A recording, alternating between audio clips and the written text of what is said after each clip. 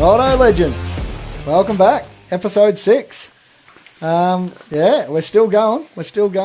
And, and it's been another busy couple of weeks. Boys have been waiting for this one to come out.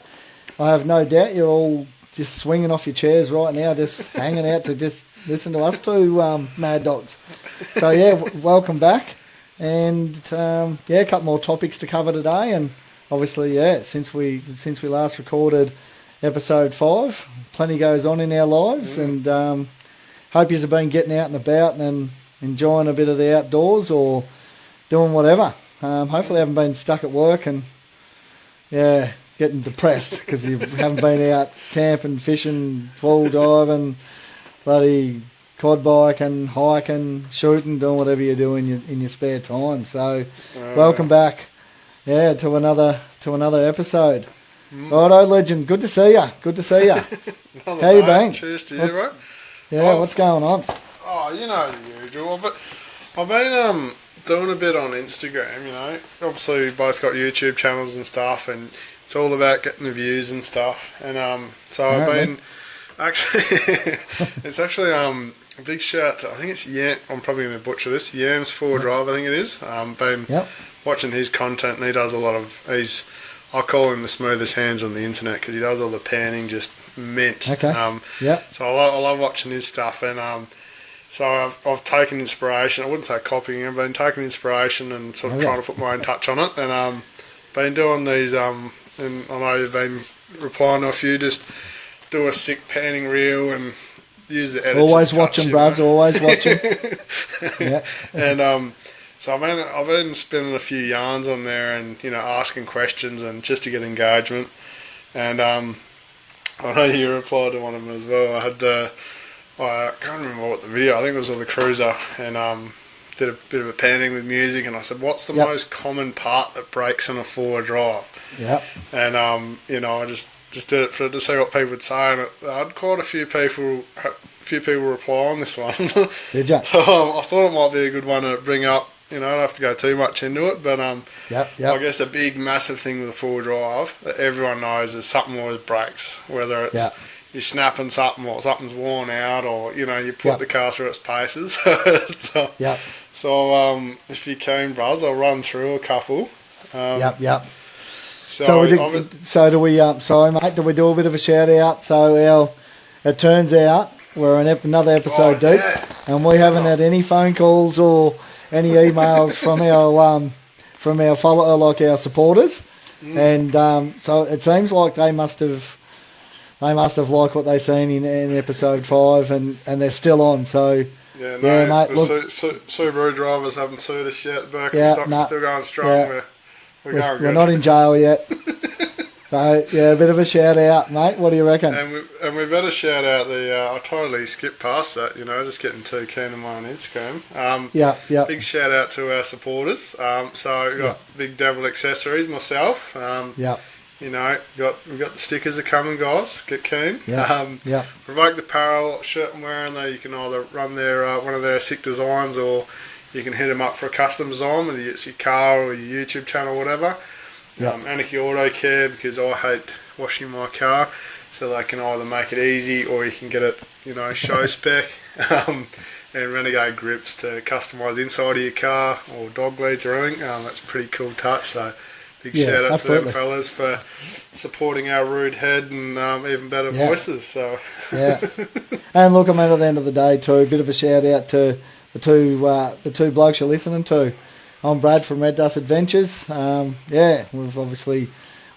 pretty busy on Instagram, a little bit on Facebook. Get amongst it a little bit, and obviously our YouTube channel. We're slowly growing. We're trying to pump out as many videos as we can, and enjoying the journey or whatever. And obviously, you got your mad dog there, Mr. Devil Accessories, Jag the Joker, obviously he's got his own YouTube, his own Insta.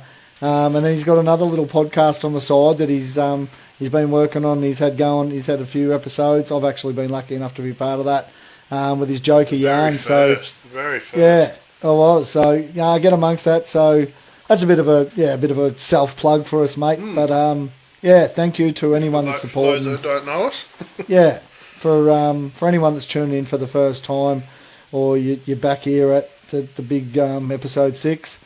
Yeah, thanks for coming along. Thanks for clicking on here and having a listen or a watch, or however you're getting amongst this. And thanks for all the other people for their support right up until now. Yeah. So, yeah, righto. And the old Instas. Don't forget to head us some of the Instas. You want to abuse us, send us a question, give us feedback. If you're a Subaru driver that wants to sue us, don't go in there. But, if you want to recommend, good style Birkenstocks, hit us up on Instagram. Absolutely. And you'll be talking to the big dog Brad there. He's hot on the trot with the old Instas, He's the man. And the off-road Yarnsman podcast Insta page. Get amongst it. Send your questions in. Send your topics in. Tell us what you want and what you don't want. Get amongst it, guys. We want your support, and we want your feedback. We say it every time. So 100%. Bloody bring it on. Crack a beer, eh? You having a beer? Well, I have, but I'm on this Hahn Super Dry, and for some reason it's exploding every time I open it. So I'm losing half a beer on the floor. I've got a towel on the floor ready to... So is this a new thing, mate? Because episode 5 you're doing the same thing. So is this...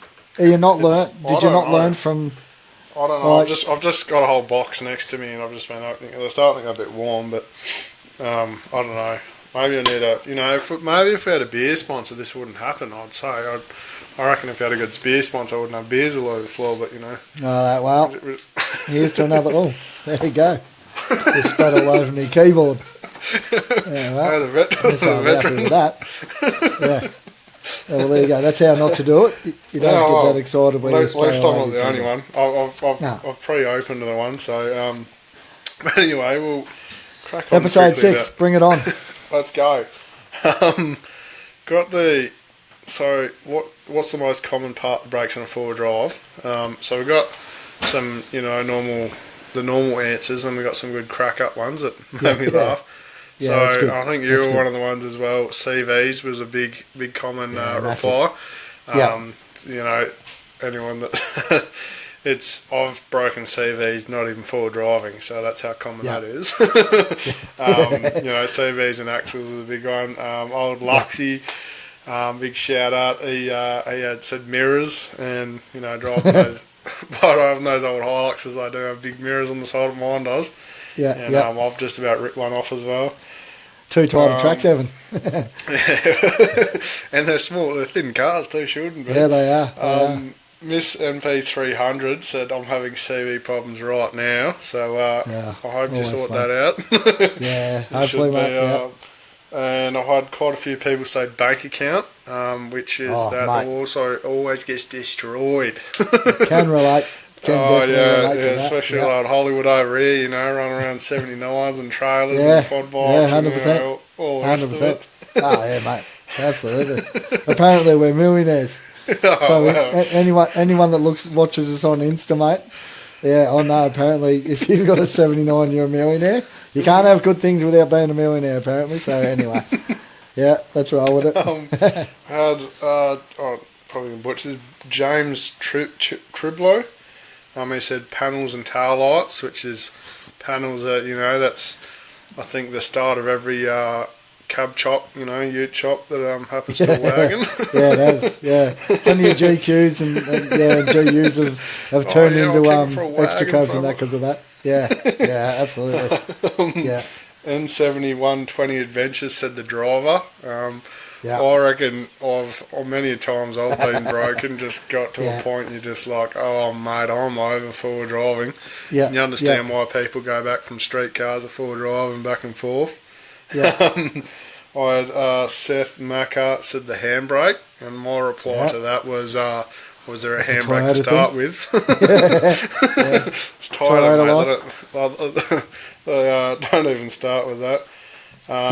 And then a couple of other cheeky ones was the ego and patrol driver's ego. Yeah. I think there was a few other I probably missed, but quite funny replies. I thought kept me entertained and definitely give the bank balance a lashing, don't they? my N70 currently is over with my brother. He's got a bit of time off, so he's got a rear diffs leaking. He's just discovered the steering rack's fallen to bits. He reckons it's lucky I haven't hit a tree with it. My dash is in bits, and so the list goes on. So that's at the moment getting pulled apart and fixed, and probably costing me a fortune. But what would did you have a common one apart? Oh, look, mate. To be honest, I don't. I wouldn't go as to saying, like, one of your comments in there is panels. A lot of people, man, that do real hard wheeling, and I've done a bit of hard wheeling back in the day. We haven't done any real, we still do some good wheeling, but we don't go specifically out to your places like your Glass House, and because everyone knows Glass House, or your Waddingtons and that sort of stuff, where it's almost a no-brainer. You go out for the weekend with the boys and the girls, and they're wheeling hard tracks, man. It's almost a no-brainer. You're going to come home with some kind of panel damage. We don't do a lot of that per se. But the 105, so this is our second 105. In both 105s, we've replaced the front diff. The first one was, I hit it. We're actually up in Cape York, and back in the day, I don't think you can get in there anymore. I think they've closed off. There's a place called Varelia Point. And Varelia Point, you get to go and you drive along the beach there. But for us, I'd never seen, so because it's like you sort of drop into like the little, from the tip down into the bottom of, where it comes back up to the Gulf. Living on the East Coast my whole life, I've never ever seen the sun drop into the ocean, like set in the ocean. I've always just seen it drop into the bush because there's no ocean to look at. Always rises out of the ocean. So when we went out to Varelia Point, mate, and drove in there, and the sun was coming down, and I was just like, I was fascinated, absolutely fascinated. We had our 3 daughters with us, and we're driving along in the 105, and I didn't, just at the last minute, the missus is just like, whoa, and just like bang, hit a washout, and didn't know it at the time. Like, drinks went everywhere, and fucking just, there was mayhem in there. Jumped out, couldn't see anything. Fucking shit happens. Like, move on, off we went. I think it was the next day we went, had a look at the shipwreck. We went right up to the point where the river mouth was, and the car was parked up on like a bit of a sandbank sort of thing. And when I was walking back to the car, I could see like me left hand wheel was like hanging out like that, and it's just like, that doesn't look right. I'd actually bent the actual, and obviously then I'd a bit more investigation. I'd actually bent the housing, and we drove all the way home from Cape York, man, back to the sunny coast like that. I was like, did it right. Chewed me tyre. We were running the Mickey Thompson claws back those days. Chewed me claws out a little bit. Not massive, but like then the cruiser we got now, the 105. Just hit a real, like hit a rock face, and buggered the front diff in that. And I didn't think that I was driving that hard, to be honest with you. I was just probably trying a bit hard, and and I actually didn't bend the diff. I actually I cracked the diff where the radius arms join to the diff. I cracked all underneath. So it's almost like it's hit and then torque like that, and cracked the radius arm brackets off the diff, not onto the ground, but I got home after this trip. Where was that to?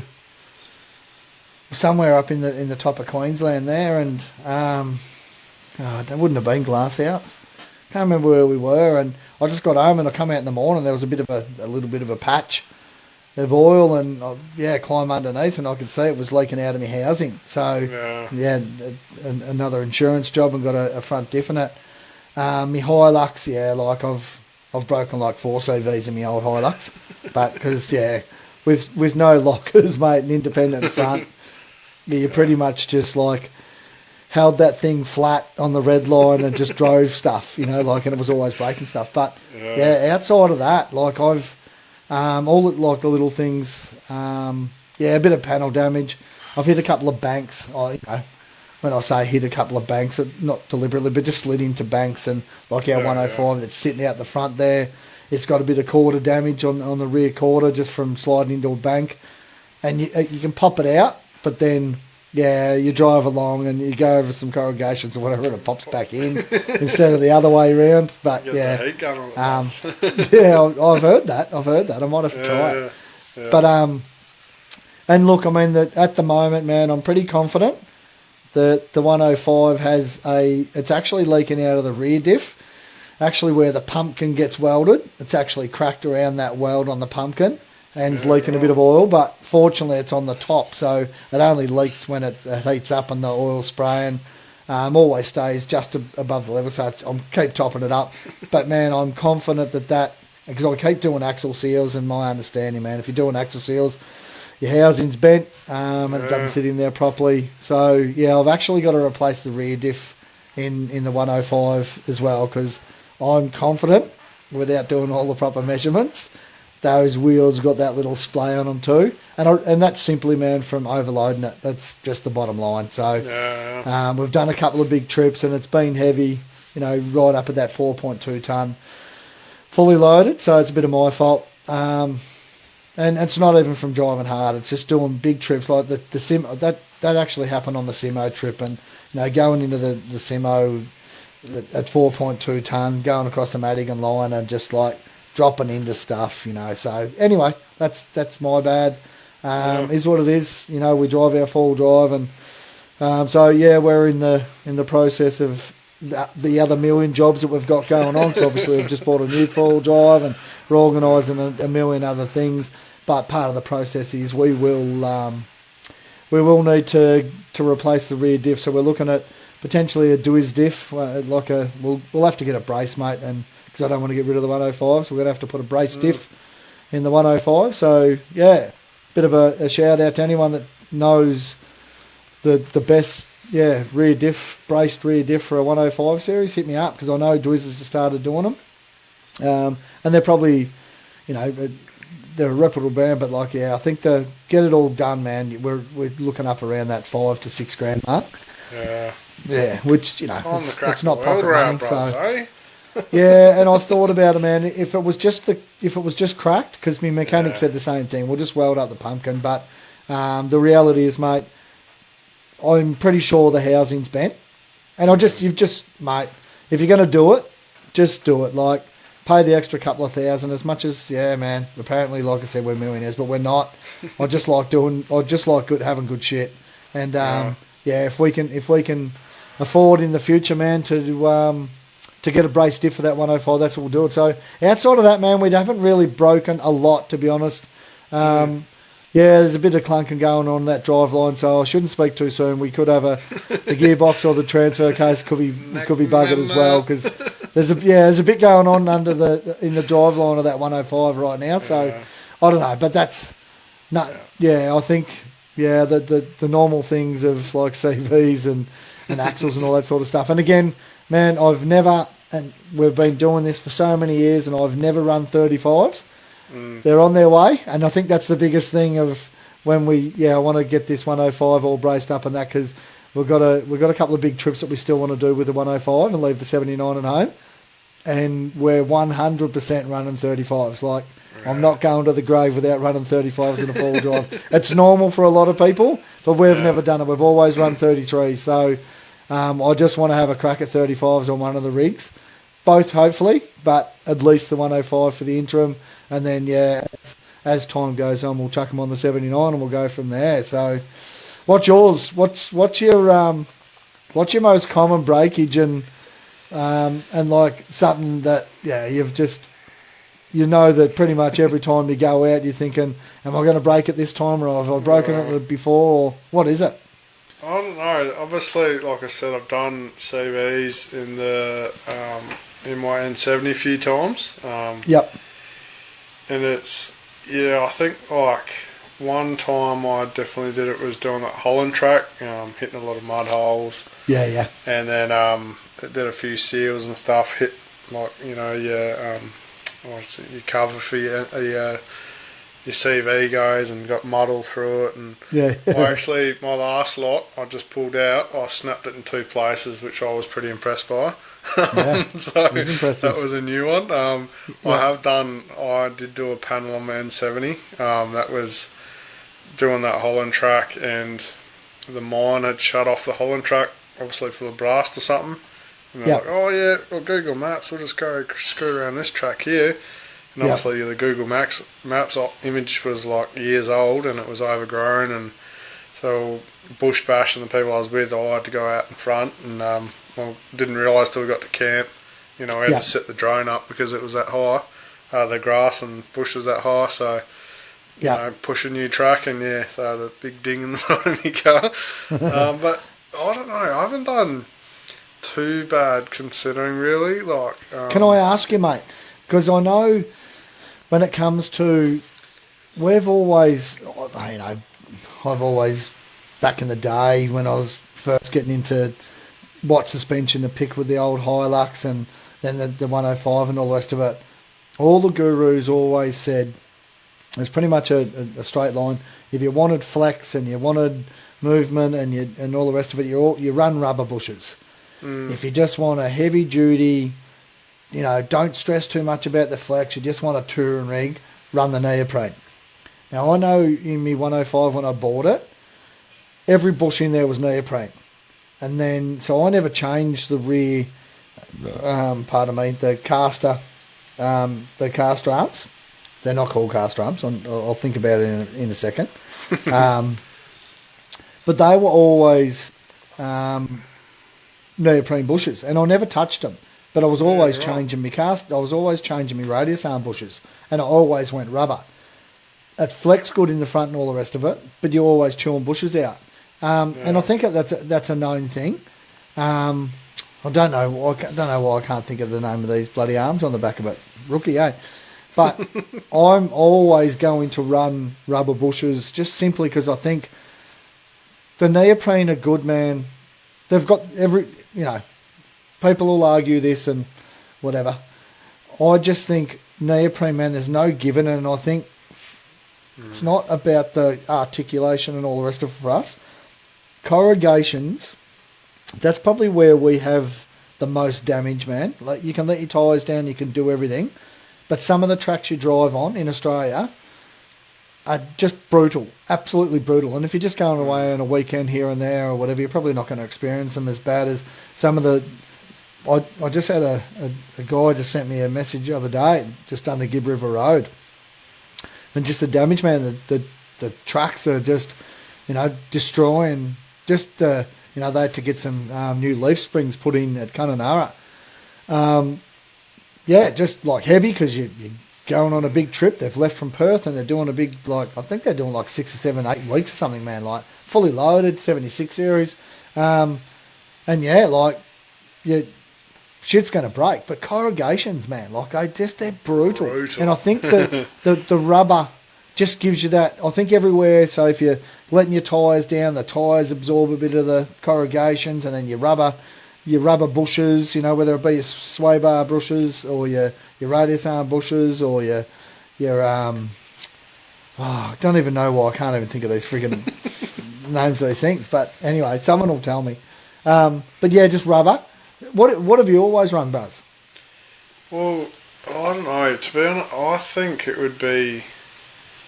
I'm actually not sure what's in the N70, because when I did, I was full... That was one of my first four drives was the N70. Yep. And I stuffed up proper through all that suspension. So I'd done a little bit of research, and I had... West Coast, I think it was, which is obviously quite a cheaper brand for suspension.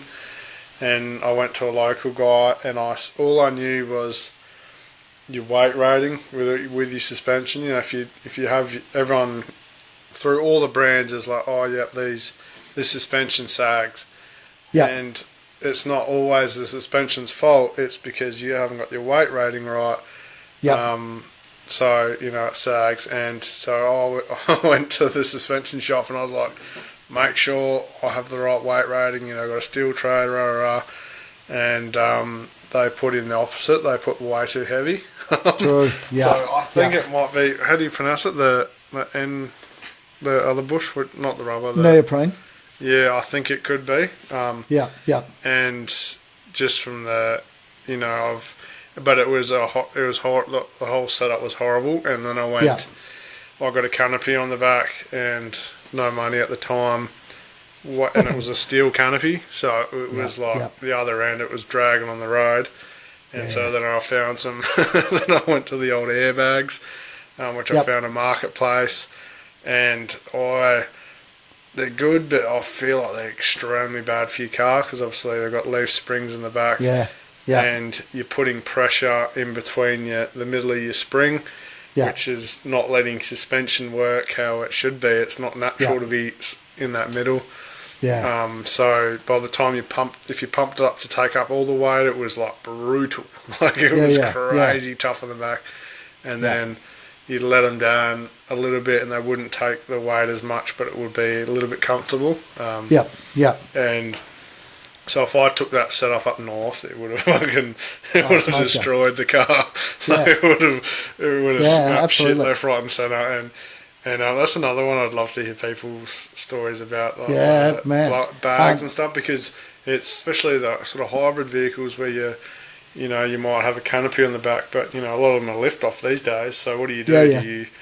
Do you go a heavier spring to deal with that canopy, take the canopy off, and just deal with the brutalness of how obviously your weighted springs in the back? Or I've heard lots of good stories about the springs, but the rubbers.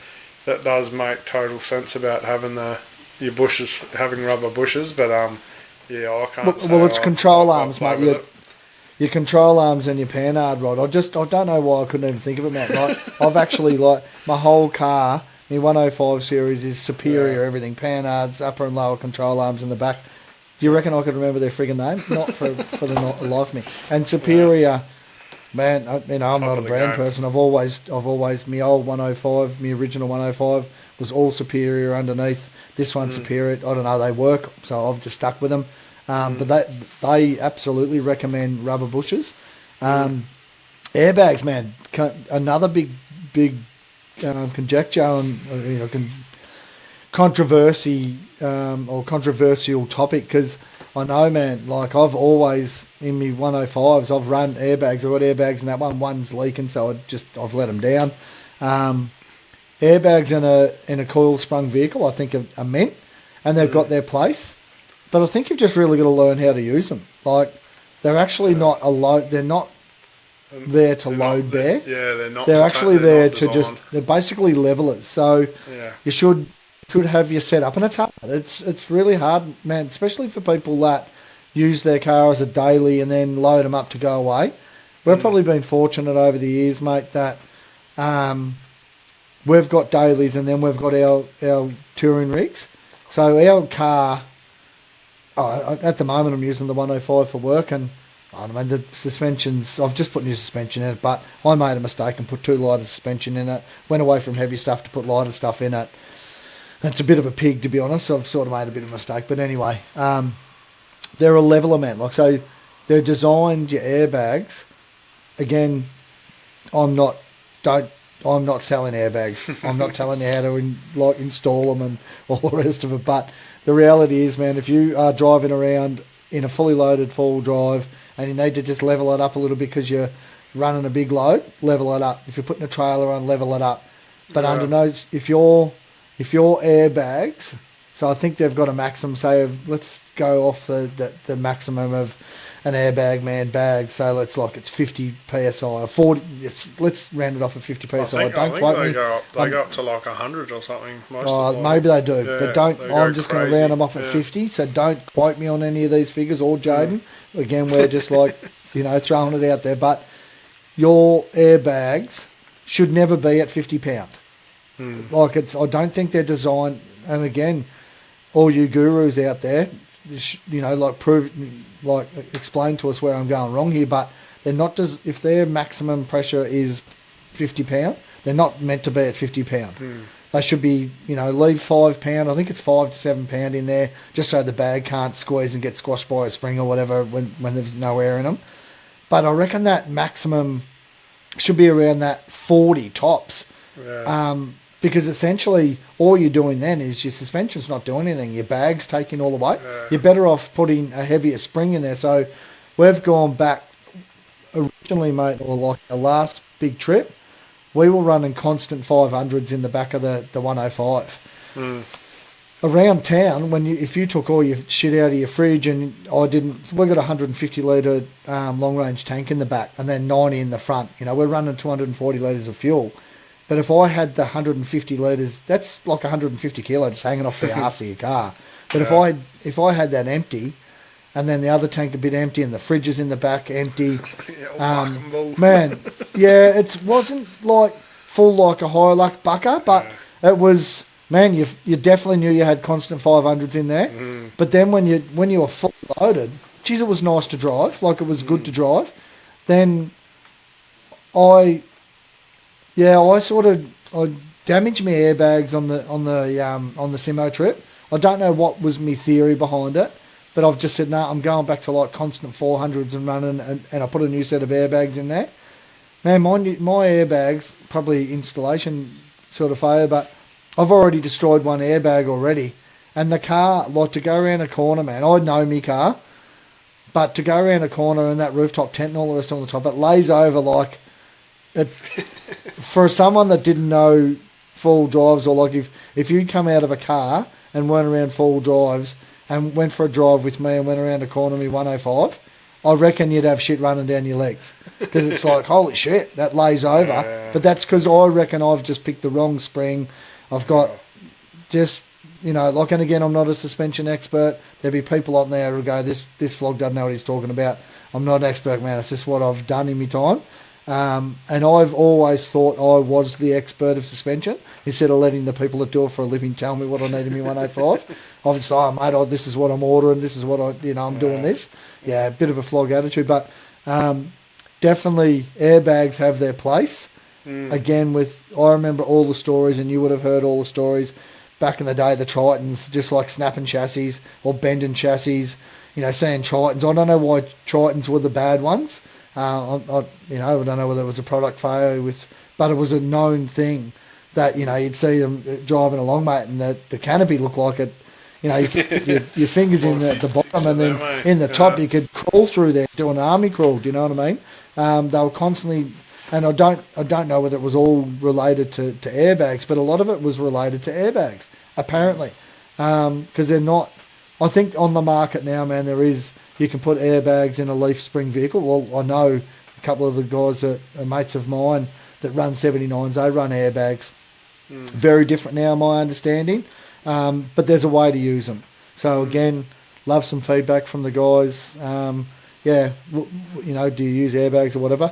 But again, probably off topic, because we've gone from how do you break shit. Pardon me, now we're talking about airbags, but yeah, if there's something out there that you break a lot of, and there's a way to fix it, or there's a way to prevent the bloke up the road who doesn't have the same knowledge or hasn't researched as much as you, please let us know so we can pass it on. Because there's some guys out there, man, that just live and breathe hard tracks, live and breathe suspension, live and breathe, and as you said, man, how many chops out there chopping, I think it's a real known thing with GQs and GUs, chopping them quarters out and putting your bars around the back. Because, when you're driving hard tracks, and that's what those rigs are built for. I'm a Toyota man. It's not that I don't like Nissans, man. They're an epic rig. But yeah, there's a lot of guys out there that are driving hard tracks and just smashing them quarters up. It's like, cut him out. All of a sudden, no, we're running an extra cab. We're going from a dual cab to an extra cab.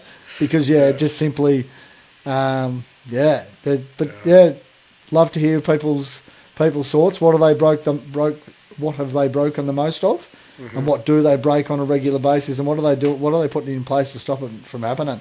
What do you reckon? It's a It's a very touchy subject, isn't it? Yeah, I think especially when it comes to the wallet.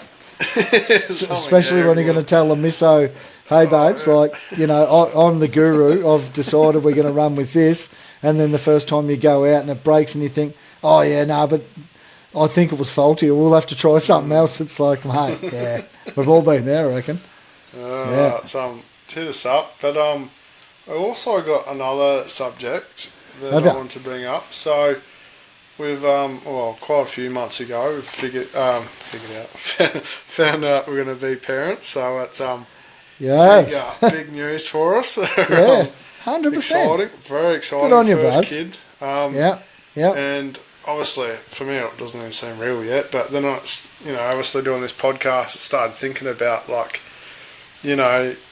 it changes a few things. Yeah. And obviously, you've had a few kids of your own. But then, certain things on going forward driving can change dramatically, where it's not just chuck a couple of beers in the esky and shoot down the beach and no planning, or, it doesn't matter if we're cold for the night, or... you've got a little one to. So I sort of wanted to yarn to you about having kids through to newborns. Like, what age did you take them down? Did you, from very young take them, where they're extremely young, or do you wait a bit, or? Yep. Then obviously it comes to I don't know, you've discussed in previous episodes of safety and. Obviously kids are kids. They're going to go do stupid shit that they're not supposed to. They do. Just their natural instinct. And obviously it's like, I've been around kids and, all the different families have kids and stuff, so it's not like I'm foreign to kids, but as parents it brings in a different aspect of, going camping and forward driving. It's not quite as simple anymore. So did you take him camping quite young, or do you wait a bit? Mate, it definitely gets a lot more serious with kids. And you touch on a couple of basic things there. If it's cold, you and the misso can have a cuddle, or you can shiver up for the night and you get your shit sorted. Drink some more piss, you want to feel it? Yeah, just mate. Or if you're a bit low on water and you're feeling a bit dehydrated and all the rest of it, you can sort of battle on. And if you've got a headache, you'll just like, holy shit, my head's hurting, and you have a shit night. But it's so different when you've got kids, especially young'uns. Not so bad as such when your kids are a little bit older and they can say, I've got a headache, or I feel like shit, or whatever. But young kids, we took our kids full driving and camping basically from the time we could. So what we got told, and this is I guess how we learnt. We got told to go full driving by the midwife at the hospital our oldest daughter, our 25-year-old daughter who's down in Victoria, to my ex-wife, she didn't grow up around it, but our two daughters. And then she came along later on. Our two daughters, man, we got told by the midwife, as soon as they can hold their own head up, they're all good to go. So, so we had our kids in baby seats. I can tell you some stories, man. I'll touch on a couple to where we got criticised pretty hard. We went on a couple of trips in the old Hilux, and the kids had like the wraparound neck things, just to keep them comfortable. It wasn't because we wanted to go full driving early and we were trying to use them to hold their neck straight. Mate, you can tell when a kid, if you pick up a baby, and you'll get to feel this real soon, a baby can't hold their head up and I don't know how long. I'm not going to even try to. Our kids are 18, 19 and 25, so I'm not going to try and remember what age they were when they were doing that. But when they can physically hold their own head up, so if they're in a full drive and they've got a seat, you're not turn around and their heads are hanging. If they can hold their own head up, we were told, within reason, like don't be an absolute... You're not trying to do Glasshouse Mountains where you're bouncing up tracks and carrying on. But you can go full drive and you can go down the beach and you can do a bit of that as long as they can physically hold their head up. And again, well, that's what we did, and our kids have turned out all right. So if we're wrong in saying that, again, shoot me down, whatever. But that's what we did with our kids, and they're normal kids. But man, our kids have been born and bred around full drives, motorbikes, camping, fishing. Not the quad bikes, but just they've been in the bush their whole life. So a couple of stories and a couple of a bit of a reality check. We've got some really close friends. They used to watch us. So they're probably 20 years younger than us, and they used to watch us. And with our young kids, what would they be? They'd be 15 years, 12, 15 years younger than us. They watched us with our kids when they were little, and they used to come away with us, and they'd be just like Arnie Becker, Uncle Ian or whatever, and then go forward a decade, and then all of a sudden they've got these little kids, and they'd be like, we're camping with them. Do you want to go camping? The kids. How am I going to heat up a bottle? Well, don't overthink this. All you've got to do, if you're breastfeeding, breastfeed, get your milk, bring it along, heat up the billy. Nowadays you've got jet boils. No different to home, putting it in on the stove or putting it in the microwave, however you do. It's no different out the bush. It's exactly the same. Don't overthink it. Just because it's out bush, you don't need all the mod cons. How do you sterilise your bottles? Well, don't start them on a 1 month trip into the Simpson Desert. Start them on a weekender. Sterilise all your bottles before you go away. Make bottles if you're using formula. It's all. Don't overthink that your kids, because you're going out bush, you can't have them. They absolutely can go out there. Perfect example, man. I think not too many people in Australia that watch YouTube don't watch Matty Fields from Field Day. Him and Mac 10 have just had a baby, and they just he's everywhere, isn't he? Yeah, man. Obviously they're in Europe at the moment. They're probably back from Europe now, to be honest. But man, one of his recent episodes where they went out there and they were camping, in the Exmouth area, I think somewhere there, and they're trying to keep bubs away from the midges and stuff. It was hectic. And he talks about that. Man, haven't seen a baby covered in midges. I've never seen it, and I didn't see it with them. They protected bubs so good. But they're the little things that you sort of got to be careful with. But have a look how young their baby is, man. And that bubs has been basically camping since it was born. No different to your baby and everyone else's baby. Go away with your babies. Teach them young. If this is the life you've chosen, in my opinion, take your kids away. I remember one time, brother, we were at Teerwa Beach, living on the sunny coast. And so what we used to set up is, because our kids are only 13 months apart, so we had a plus, I think it was called a +5. So I think it was a 3-man tent +2. It had a little awning thing or a little extension sort of thing out the back. So it was like one of these Austrail +7s or +5s or whatever. Had a centre pole. We'd take our kids away, camping at Teerwa Beach. 2 porta cots, one either side of the pole, and we used to strap an iPad to the pole. Or it wasn't even, I think it was an iPad we were using back then. And just put bloody Bob the Builder or whatever. Put a bloody movie on the thing. And the kids are just laying there in their porta cot. And we used to have the tent with the 2 porta cots in it, and we'd have our double swag wedged up against the front door of the swag, the tent, and we'd sleep in our swag. We didn't sleep in the tent with them. They'd be just in there. There wasn't dingoes getting in there. There wasn't people getting in there. They'd have to walk through our swag to get in there. That's how we did it. I don't know. That's just what we did. I remember one time being on Teerwa Beach.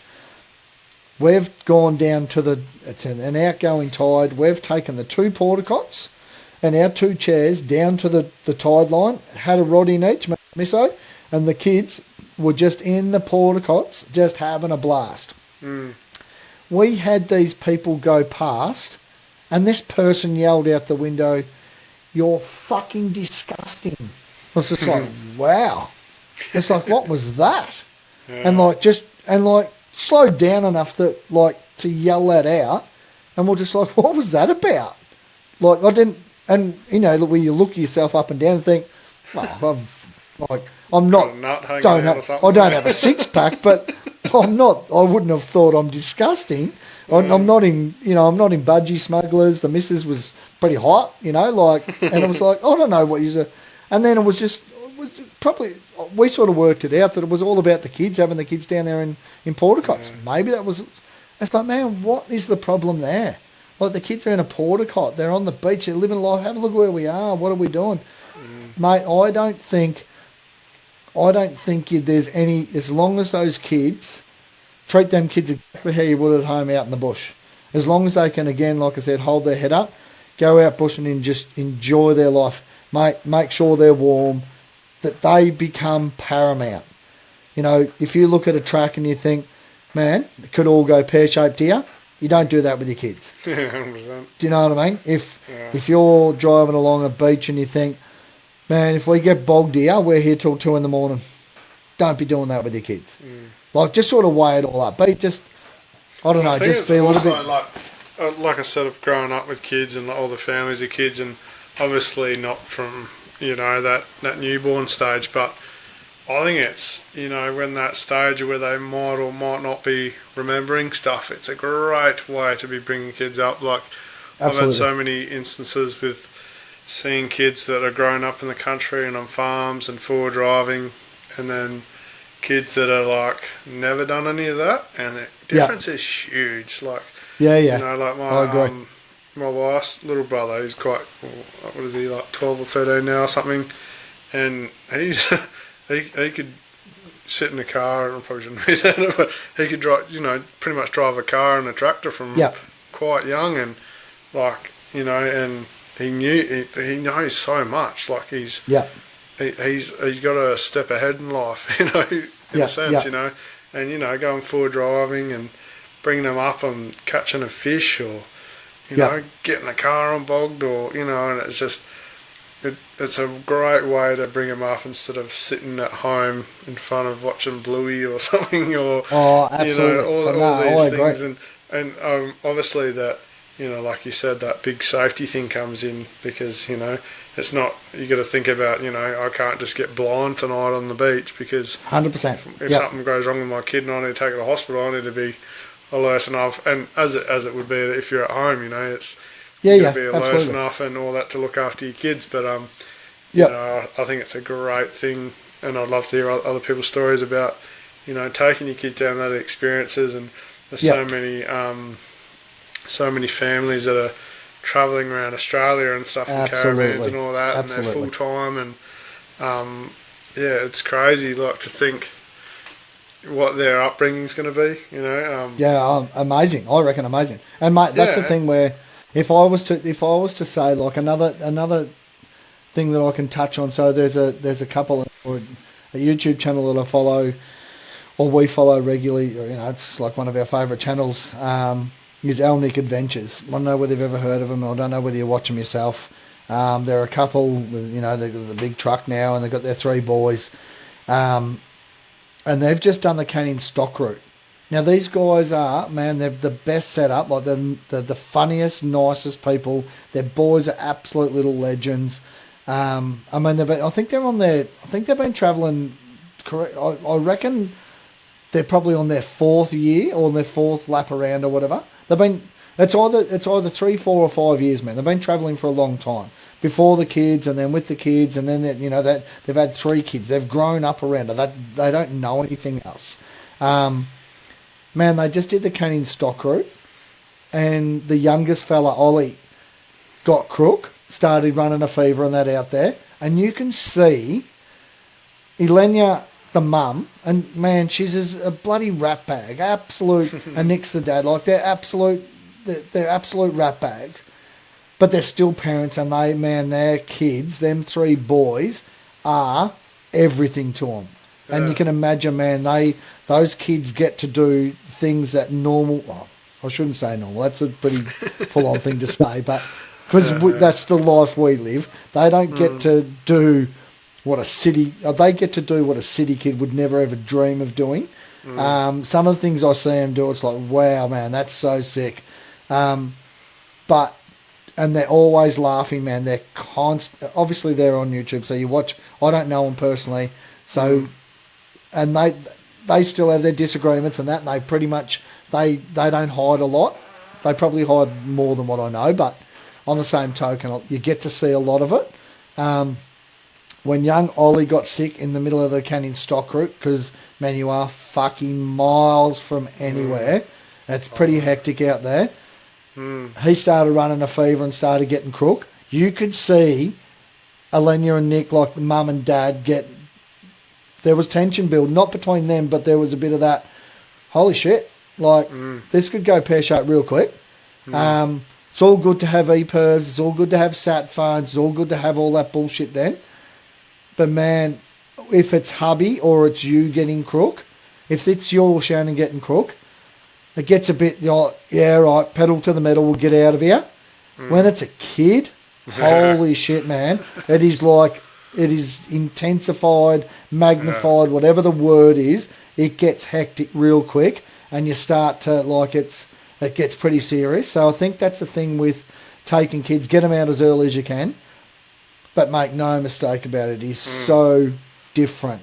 Yeah, like you said, keeping them warm, keeping them fed, because, mate, the same as, like, Fee and I go away and we'll wake up in the morning, have a coffee. It might get to 2 o'clock in the afternoon. We haven't even eaten yet.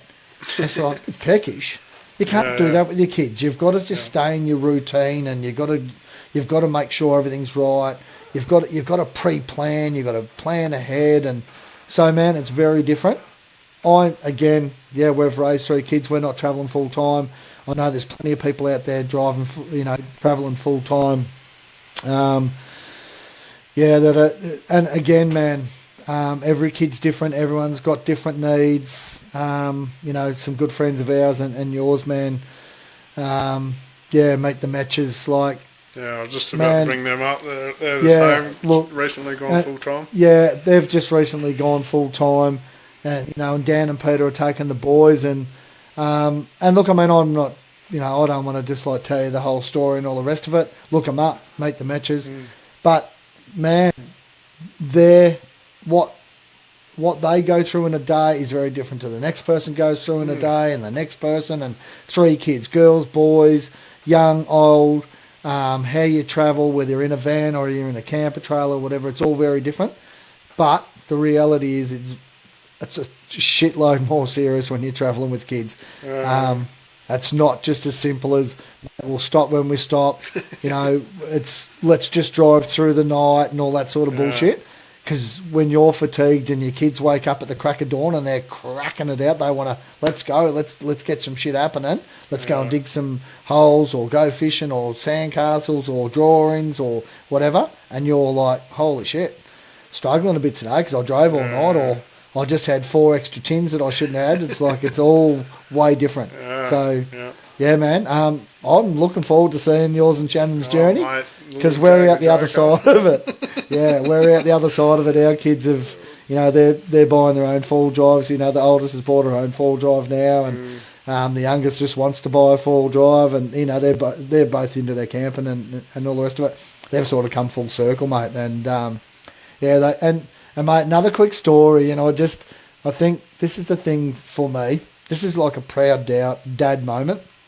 So, our 18-year-old daughter last year, obviously, started this year, had her 18th birthday. Her wish for her 18th birthday was to go camping with mum and dad again. Yeah, that was friggin' sick. And it was just like, out of all the things she could have picked, man, it was just like, I want to go camping. So it was her and her boyfriend. It was our 19-year-old daughter who lives down in Karratha. Her boyfriend had to work, so he didn't join us. And it was me and Fee. And we went away to 40 Mile, just out of Karratha, and went camping for the night. We had a phone call. So the daughter was turning 18, and her boyfriend left here in his 76 series. I've lent him, my old Orange Max tracks, and we've sort of, we've done a bit of, played around with some wiring in the old 76 before he left, and we got them all set up, and they were all good to go. They were driving to Karratha, 2.5 hours down the road, picking up the older daughter, heading down, setting up camp. Fee and I had to work that day, setting up camp, and then we were going to knock off and drive down and meet them. So they were going to have it all set up, fire started or whatever, and away we go. Anyway, turns out shit weather, piss down rain, big storm coming across, and we've got the phone call. We're driving down, and it's pretty shit reception between here and Craft. There's a couple of spots you get reception. We get a phone call. We're bogged. It's like, so we get a message. We're bogged. And then all of a sudden, Fee just reads the message. They're bogged. And I said, they're fucking what? And it's just like, and I've given the big dad spiel, do this, do that, be careful, you don't know the beach, rah. Anyway, lo and behold, what's happened is the older daughter, the 19-year-old, she's had a couple of tins and she's like just full of berries, like, mum and dad are coming down, haven't seen them for a couple of months, and my little sister's come down to her 18th, and, the brother-in-law's there, and she's just like, we'll go down here. So they've picked a spot for camp, and then it's like, but there might be a better one. Let's go down the beach and have a look. She's talked the young fellow into going for a bit of a drive down the beach. They've gone down a bit further, and then it's gone a bit further, and anyway, they've ended up bogged. And the young fella's like, he's not real experienced at it all, and the younger daughter's been around it for ages, but she's a bit more like shyer, whereas the 19-year-old, she's like her old man, just, got plenty to say, got a bit of an attitude, or not an attitude, but like she's just like full bottle. Do you know what I mean? Anyway, they've got bogged, and straight away, so we got a message later from the younger daughter saying how proud she was of the older daughter, of her sister. She said when they got bogged, man, the 19-year-old has pulled up and goes, righto, what are your tyres at? He goes, oh, Brad said to put them down to 18. She goes, yeah, well, I know we can go lower. Put your fronts down to 12, and we're going to put 16 in the rear. Oh, okay, no worries. Put those down, grab the max tracks off. Let's go, start digging. Let's put the max tracks underneath. What are you in, low range or high range? Oh, I'm in high range. Righto, let's put her into second low, and we're just, do you know how to drive on max tracks, she reckons? Like, you've got to get on them, and you don't spin them up. You've got to do this, you've got to do that. The younger daughter said, our 19-year-old daughter just went into full, this is how you do it mode. And then he wasn't sure how to drive, so she's just like, here, I'll drive, I'll jump in. Man, when they were telling me, as a dad, I was just like, holy shit, like all these years, man, and you'll experience it as a parent, when you're talking to your kids and you're telling them stuff, or you're bogged, or you're watching, man, they've grown up around us, and we've been, to Cape York and the Gib and Fraser and Glasshouse, and we've travelled half of Australia, man. We've done some epic travelling with those little kids. But they're all, mate, I remember when we were doing Palm Creek in Cape York in 2012, I was panicking because it was steep as, and it was a lot going on. Our two girls, man, because back then they're little, they got no tops on, they're just in their little knickers, and there's a rope swing, and all they're doing is hanging off the rope swing. They couldn't give a stuff about Dad flipping his 105 or how stressed he is, or they couldn't give a rat's ass about what was going on. They were just, oh, look, rope swing, and they were just, while we're doing Palm Creek, man, they're just on the rope swing. It was sick. But, man, all these years, they've actually watched and listened and learnt more than I ever thought they did. I just thought they were just kids that are just in one ear and out the other.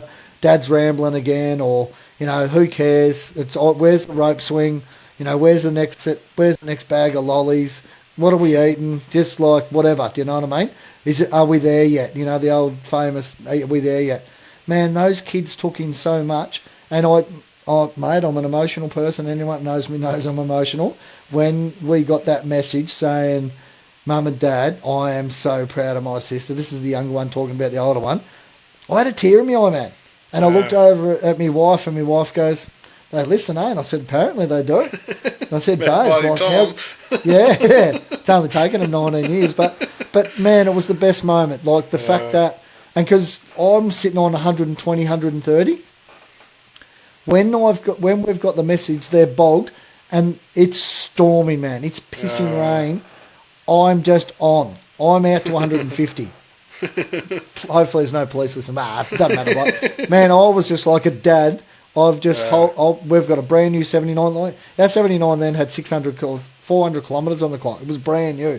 And I'm sitting on 150. Just, I want to get down there and just be there for my kids and help my kids. You know what I mean? The fact that they did that on their own. Getting back to what you were saying earlier, brother, about if this is the life you choose, like, because I'm not, man, if you're into skateboarding and surfing, get your kids in the surf, get them at the skate park, whatever. Like, and, you know, I'm not going to break down every bloody sport you do in your life. If you love footy, man, take your kid to footy every weekend. Kick the ball with him in the park on the weekends or whatever. Spend time with your kids, get them out there young and support them. They'll live and breathe it, and they'll be like, I hope they'll be like my 19-year-old one day, where full of attitude, but, man, can actually get herself out of the shit if it goes pear-shaped. So definitely, man, just get your kids out there. But, yeah, it's a whole different ball game.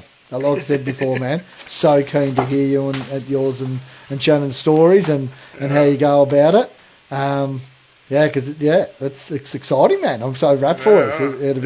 I'm just keen for a little gate opener, you know. I've been waiting for years for that, and she's fine. I'm going to have to wait a few years till it's, you know, trained up, but can't wait to be able to kick a kid out and open the gate for me, you know. Oh, mate, seeing the baby seat strapped onto the back of the sloth, like, so good. So good, bro. Get out and push. I don't care if you're only 3 months old. Mate, the battery's flat and I'm not changing. It couldn't be stuffed. 3 months old here, cut a hole in the floor, get the kid running. I won't have to roll start my own car anymore. Absolutely, mate. Sick. But again, I'd love to hear everyone else's stories or even like proud moments of kids and forward driving. You know, I'm sure there's plenty out there of absolutely. You know, great experiences and being able to share awesome moments as so many of us does when you're forward driving. Some of the great moments you get, and I'd love to hear about it. But and man, just quickly, I know I said to you before, Nathan from Wrong Turn Adventures sent me a message or sent us a message on the Insta the other day. Obviously, a bit of a reply to our last potty where I was talking about how my wife fell into the fire, and he said that he had the same thing. I think it was, I'm hoping I'm getting this right, it was his young bloke. I think it was 7. Off the top of my head, I have to check my notes, but he'll sort me out. But he said he was going to write us a bit of a story, and we'll share that in future episodes. Again, his young fella, I don't know the severity of it, man, but being a young kid, and I think they were in Cape York too, off the top of my head. Scary, man. And that's why I say it was bad enough with my wife and watching my kids cry, but your kids to be in a fire or hurt or a bloke Ryan from OTT, One Tough Tinny, man, they were Ryan the Kimberley and his young fella got bitten by a snake, you know, and they rushed him to the hospital at Kununurra. Frightening, scary, man. That's just, you know, it's so different when you're talking about adults. But then your kids, scary. It's so I'll be looking forward to some feedback on this, man.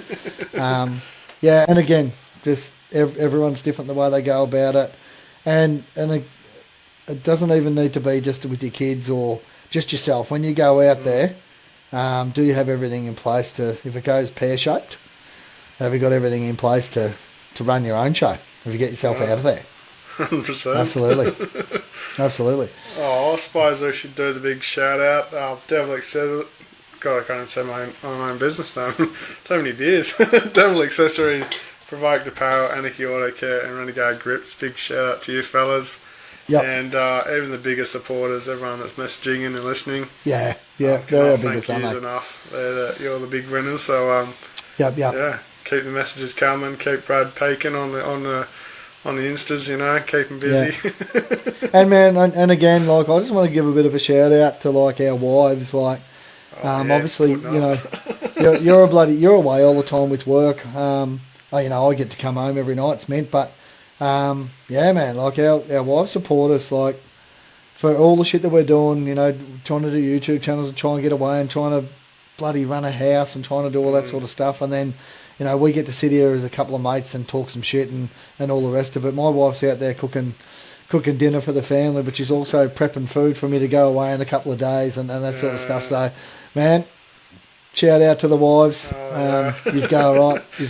True so, owners of the show. Thank you. Yeah, absolutely, brother. Absolutely. But to all you guys out there that are supporting us, and You've just now listened to episode 6. Yeah. And you're still here. Absolute legends. Thank you. Yeah. We're doing well, mate. I want messages. Episode 10. Can we do a couple hour potty? I want it. Yeah. Every 10 episodes, I reckon we should do a big ass a bigger one special. And just talk shit for hours. We're going to be stumbling by the end of it. Won't be able to hop out of our chairs, but I want to hear it. Support lock it in. Yeah, lock me in, mate. I'm there for it. Yeah, 100%. And look, I mean, we spoke about it the other day, man. About let's make some special edition ones, like some giveaways, and we'll do this and do that. What do you guys actually want to hear? Like, do you want to hear us just talk about four-wheel drive stuff? Do you want to talk about fishing stuff? Do you want to talk about because there'd be no, like I said, no politics and no other bullshit. But is there something in particular? Because we don't want I think we've said at the start, the potty isn't just about four-wheel driving. It can be about motorbike riding. It can be about, we might not have the answers for it, but someone might out there. It could be whatever. Just hit us up. Tell us what you want to hear. Tell us anything that you want to tell us, and give us good, bad, or ugly feedback. You can send in some, get in contact with us and you can send in some audio clips. Yep. We can play that live if you like that. Give us a good yarn about a story or a question or anything, and we'll play it on the potty, and for sure. Yeah, let's do it. Thanks, mate. I'm just going to crack one because we're no doubt we're going to talk some shit after this just for 5 minutes. Anyway, but thanks everyone. Episode 6 out. Enjoy. See you on the next one. Catch you later, guys. See you, legends.